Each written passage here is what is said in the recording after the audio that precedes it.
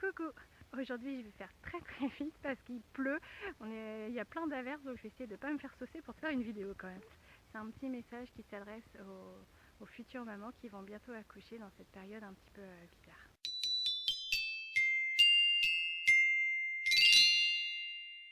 Félicitations à toi déjà pour commencer. Et ce message aujourd'hui c'est pour te donner un outil qui je pense te servira si tu as prévu notamment d'accoucher en maternité. J'espère que tu as fait une magnifique préparation à l'accouchement, à la naissance ou à la parentalité, enfin je ne sais pas comment ils l'ont appelé.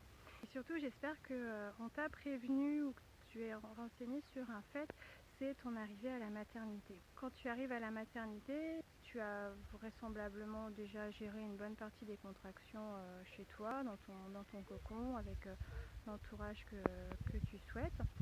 Et il y a un moment, si tu as décidé d'aller à la mater, il faut y aller. Sauf que ce départ de chez toi jusqu'à la maternité, ça peut bouleverser un petit peu le déroulement de l'accouchement parce que ça va générer du stress. Pas forcément un stress monumental comme on pourrait l'imaginer, mais au niveau du cerveau, il va quand même sécréter les hormones de stress et ça peut ralentir, voire carrément bloquer l'accouchement. Alors pourquoi cette réaction de stress? Parce que voilà, on t'extrait de ton cocon et on arrive à l'hôpital. Ça a beau être la maternité, on a beau venir pour donner la vie, n'empêche que c'est dans les locaux de l'hôpital. Et il y a des maternités où c'est la même entrée que l'hôpital. Donc tu rentres dans un endroit plein de microbes, de maladies, synonyme aussi de mort, puisque les gens meurent aussi à l'hôpital. Donc c'est pas l'endroit le plus fun qui soit, même si c'est un service complètement à part, porté sur la vie, le bonheur et tout ça, n'empêche qu'il y a quand même ce lieu. Donc tu peux être soumise voilà, à ce stress. Pourquoi je te dis que ça peut jusqu'à arrêter l'accouchement? Parce que pour toutes ces choses-là, on est régi par notre instinct de survie, par le cerveau primaire qui date de nos ancêtres. Et à l'époque des hommes préhistoriques, quand une femme accouchait, elle sentait la présence d'un prédateur, forcément, elle mettait son accouchement de côté pour pouvoir se carapater à toute vitesse.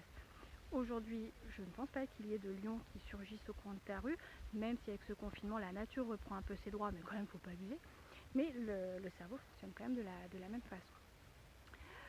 Donc, pour faire bref, un exercice qui pourra t'aider, alors si tu as encore le temps, si tu n'accouches pas là tout de suite maintenant, ça va être l'exercice de la bulle et du paysage de détente. Prends le temps de respirer, tu imagines vraiment toute une bulle autour de toi, dans lequel tu respires calmement et tu imagines un paysage de détente, un endroit dans lequel tu te sens vraiment bien, détendu. Ça peut être un paysage réel, imaginaire, que tu as déjà vu ou que tu ne connais absolument pas.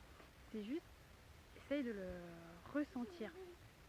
Essaye de visualiser tous les détails, les couleurs. Essaye aussi peut-être de sentir s'il y a des parfums qui s'en dégagent, des sons, peut-être le bruit des vagues, peut-être le son des oiseaux. Enfin, essaie d'impliquer le maximum tous tes sens. Et reste dans cette bulle. Tu peux aussi sur cette bulle y mettre une couleur, l'intention que cette bulle te protège et que seul le positif puisse y entrer. Parce qu'en plus avec cette période complètement bizarre, le personnel va être encore plus équipé. Ils vont avoir des masques, chose que les sages-femmes d'habitude n'ont pas, bon, sauf au moment vraiment de l'accouchement, mais pour l'accueil elles n'ont pas tout ça. Donc du coup voilà, ça peut être encore plus choquant, stressant. Donc ça va vraiment être très important que tu te mettes dans cette bulle, que tu te protèges. Si par chance ton partenaire peut être avec toi, parce que j'ai cru comprendre que toutes les maternités en ce moment n'acceptaient pas la présence de partenaires, il va vraiment être important qu'il se fasse relais, c'est-à-dire que ce soit principalement ton partenaire qui réponde aux questions du personnel pour que toi tu puisses rester dans ta bulle à gérer les contractions, à essayer de te détendre entre deux contractions et surtout reste en lien avec ton bébé. Tu peux lui parler à voix haute. Au moment de l'accouchement, quand il y a les contractions à gérer, je pense que tu n'as pas vraiment envie de parler, mais de cœur à cœur, tu peux lui parler. Je suis là, on va travailler tous les deux, on va se faire une belle naissance. Tu vas trouver le moyen de sortir, tu connais ton travail, mon corps connaît son travail. Voilà, je fais très court, je m'arrête là. Prends vraiment ce temps. Imagine une jolie bulle de protection, tu te mets au calme là-dedans. Tu te mets au calme, tu imagines un